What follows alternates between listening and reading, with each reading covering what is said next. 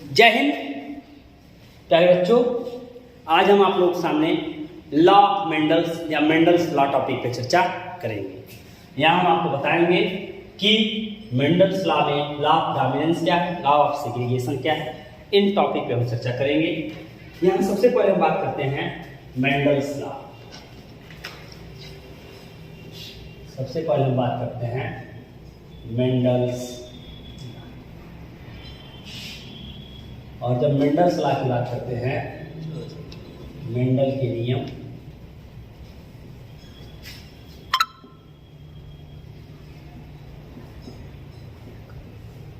ध्यान दीजिएगा, मैंने कहा था कि मेंडल के नियम को ही डिस्कवर किया गया था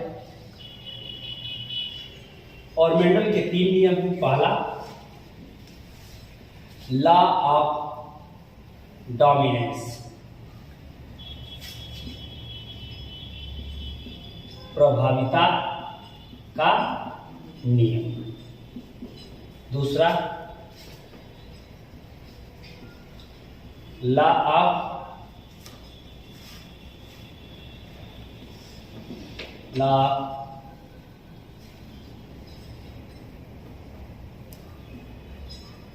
segregation,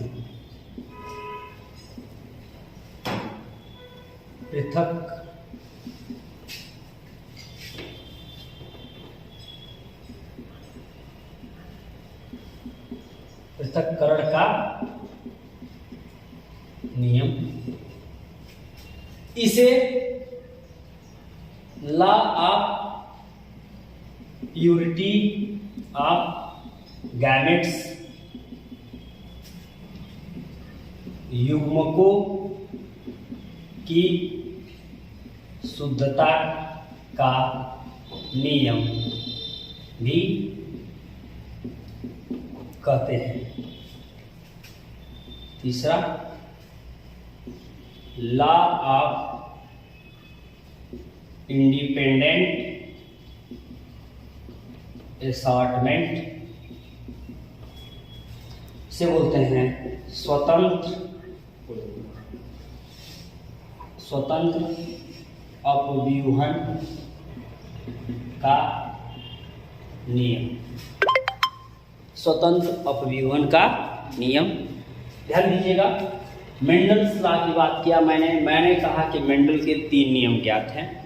law of dominance, law of segregation, law of independent assortment. पहला नियम क्या है? प्रभाविता का नियम। दूसरा नियम पृथक्करण का नियम, और तीसरा स्वतंत्र अपव्यूहन का नियम। प्रभाविता के नियम में जब हम एक जोड़े लक्षणों को लेकर क्रॉस कराते हैं तो एक जोड़े लक्षण हो या 2 जोड़े, जो भी लक्षण लिए जाएंगे, पहली पीढ़ी में जो भी संतति संतान मिलेंगे सभी के सभी प्रभावी लक्षण वाले प्राप्त होते हैं। उसी प्रकार लॉ ऑफ सेग्रीगेशन में पृथक्करण के नियम में क्या कहता है कि जब पृथक्करण के नियम की बात की जाती है तो पहली पीढ़ी में उत्पन्न संतति या संतानों का जब हम आपस में क्रॉस कराते हैं, यानी सेल्फ पॉलिनेशन या स्वपरागण कराते हैं, तो इस दौरान उत्पन्न संतति संतान जो होंगे एक पृथक लक्षण वाले उत्पन्न होते हैं, जो पहली पीढ़ी में लिए गए और प्रभावी लक्षण वाले जीन से समानता रखते हैं। इसीलिए इसे युग्मकों की शुद्धता का नियम या law of purity of gamete या लॉ ऑफ सेग्रीगेशन के नाम से इसे जानते हैं। इसमें एक पृथक लक्षण वाला पौधा प्राप्त होता है। 3 पौधे एक जैसे होंगे और एक पौधा अलग लक्षण का होगा, इसलिए इसे पृथक्करण का नियम कहते हैं। तीसरे की बात कर लें, लॉ ऑफ इंडिपेंडेंट असॉर्टमेंट, स्वतंत्र अपव्यूहन का नियम जिसे कहते हैं। इसमें सभी लक्षणों के पौधे प्राप्त होते हैं जो लक्षण क्रॉस के दौरान लिए गए थे, यानी जो जो लक्षण क्रॉस के लिए लिए गए वो सभी के सभी लक्षण इसमें देखने को मिलते हैं। आइए हम सबसे पहले बात करने जा रहे हैं प्रभाविता का नियम। फर्स्ट ऑफ ऑल हम डिस्कस कर रहे हैं लॉ ऑफ डोमिनेंस।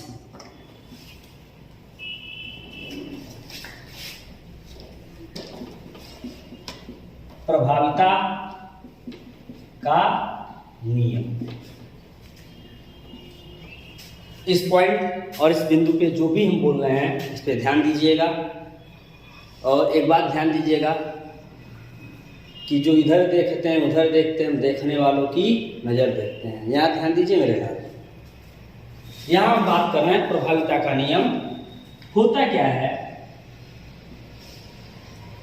जब पहली पीढ़ी में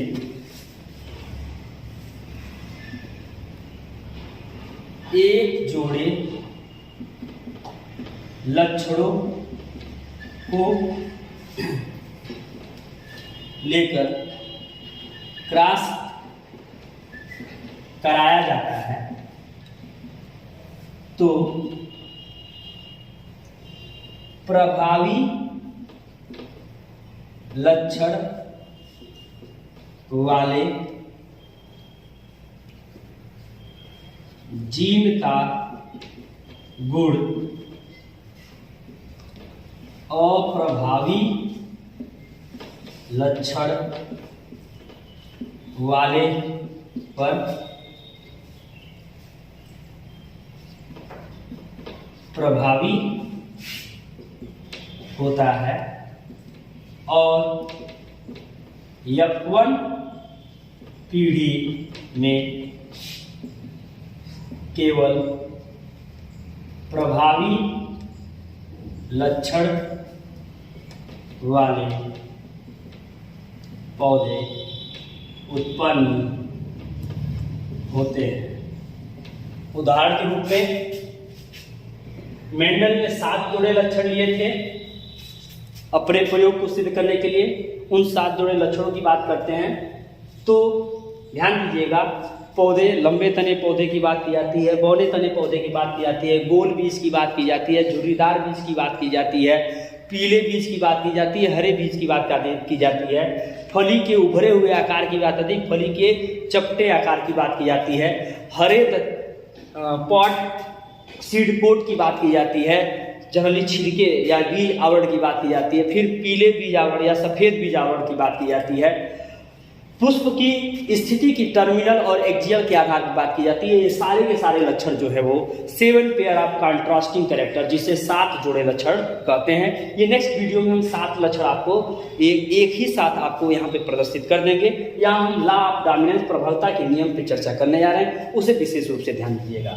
जब हम उदाहरण के रूप में लॉ ऑफ डोमिनेंस पे हम क्रॉस कराते हैं, मेंडल ने कहा क्या, मेंडल ने बताया कि जब हम एक जोड़े लक्षण को लेकर क्रॉस करते हैं, ये ऑलरेडी मैं डिस्कस कर चुका हूं कि जब एक जोड़े लक्षण लेकर क्रॉस करते हैं तो उसे हम मोनोहाइब्रिड क्रॉस कहते हैं, 2 जोड़े लक्षण लेकर क्रॉस करते हैं तो डाइहाइब्रिड, और ढेर सारे लक्षण होते हैं तो इसे हम पॉलीहाइब्रिड क्रॉस कहते हैं। यहां ध्यान दीजिएगा कि उदाहरण के रूप में उन्होंने एक लंबे तने के पौधे को लिया, कैपिटल टी, और इसका क्रॉस स्मॉल टी। एक पौधे को नर मान लिया जाए, एक पौधे को नर, जिसका निशान इस प्रकार देते हैं, और ये मादा, इसे हम कहते हैं संकरण या हाइब्रिडेशन। ये जो पहले लिया गया ये आपका पेरेंट है, पेरेंट को P से रिप्रेजेंट करते हैं, पहले पेरेंट को P या P1 से रिप्रेजेंट करते हैं, और यहाँ जो प्रक्रिया होती है इसे कहते हैं मियोसिस, जहां गैमेट का निर्माण होता है। इसे गैमेटोजेनेसिस के नाम से भी जानते हैं, गैमेटोजेनेसिस। इसे युग्मक जनन कहा जाता है, युग्मक जनन। ध्यान दीजिएगा कि जहां शब्द जेनेसिस लग जाता है वो निर्माण प्रक्रिया को बताता है।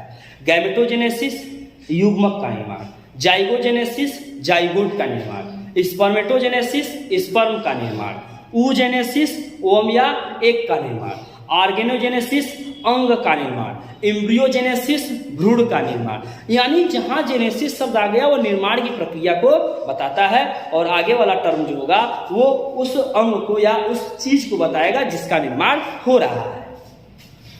यहां मियोसिस हुआ, आपका बनेगा कैपिटल टी। यहां भी मियोसिस हुआ, यहां बनेगा स्मॉल टी। यहां ध्यान दीजिएगा, जो बना गैमेट उसे कहेंगे P1 गैमेट्स। क्या कहेंगे? P1 gametes. और P1 गैमेट्स का अब आपस में फ्यूजन होगा। फ्यूजन को ही फर्टिलाइजेशन के नाम से जाना जाता है। यानी यह आपका निषेचन हो रहा है। जब युग्मक मिलते हैं, युग्मकों के फ्यूजन को या युग्मकों के मिलने को निषेचन कहते हैं। और ये जो पीढ़ी है ये F1 जनरेशन कहलाती है। यह पीढ़ी जो होगी वो F1 पीढ़ी कहलाती है। इसे F1 पीढ़ी के नाम से जाना जाता है। और पहली पीढ़ी में जो संतति संतान उत्पन्न होंगे, ध्यान दीजिएगा, सब के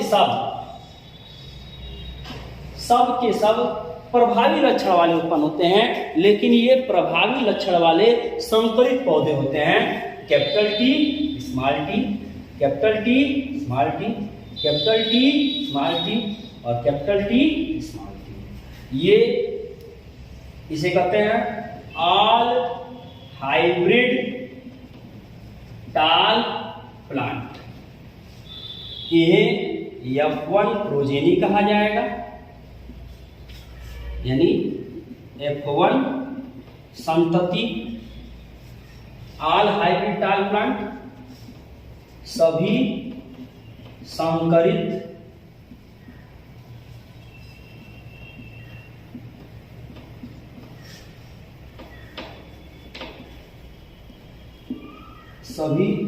संकरित लंबे तने वाले पौधे पहली पीढ़ी में प्राप्त होते हैं। और इनका जीनोटाइप और फिनोटाइप दोनों समान होता है। इसे आप 4:0 कहिए, इसे 4:0 कहिए या 1:1:1:1 कहिए।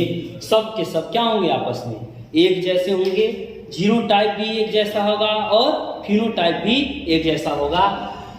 मेंडल फर्स्ट लॉ, जिसे हम प्रभाविता का नियम कर रहे हैं, क्या कहता है कि जब पहली पीढ़ी में हम एक जोड़े प्रभावी लक्षण, एक जोड़े प्रभावी और अप्रभावी लक्षण को लेकर क्रॉस करते हैं, तो प्रभावी लक्षण लंबे तने वाला पौधा, कैसा पौधा, लंबे तने वाला। अप्रभावी लक्षण बौने तने वाला पौधा। इसका जब हम क्रॉस कराते हैं तो क्रॉस, इस प्रक्रिया को हम मियोसिस कहते हैं और मियोसिस गैमेटोजेनेसिस के नाम से जाना जाता है। मियोसिस प्रक्रिया अणुसूत्री विभाजन में हमेशा युग्मक का ही निर्माण होता है, इसलिए इसे गैमेटोजेनेसिस कहते हैं। गैमेटोजेनेसिस, इसमें गैमेट का निर्माण होगा, इसे P1 गैमेट कहेंगे। और यह पीढ़ी आपकी पहली पीढ़ी है, इसलिए इसे F1 जनरेशन कहेंगे।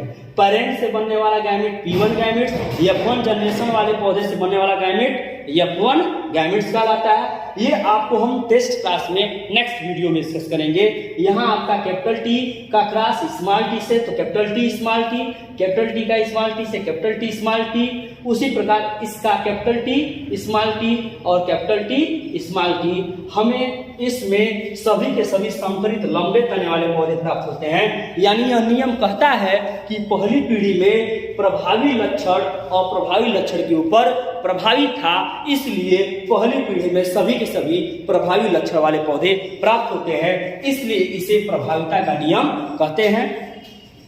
इस वीडियो को देखने वाले हमारे सभी प्यारे बंधुओं से निवेदन है कि इस वीडियो को ज़्यादा से ज़्यादा शेयर करें, सब्सक्राइब करें और हमारा साथ दें। और आपको दिन प्रतिदिन इस प्रकार के वीडियो आपको मिलते रहेंगे और ये हर टॉपिक पे साइंस से रिलेटेड आपको वीडियो मिलते रहेंगे। Thanks to all of you, please subscribe the channel.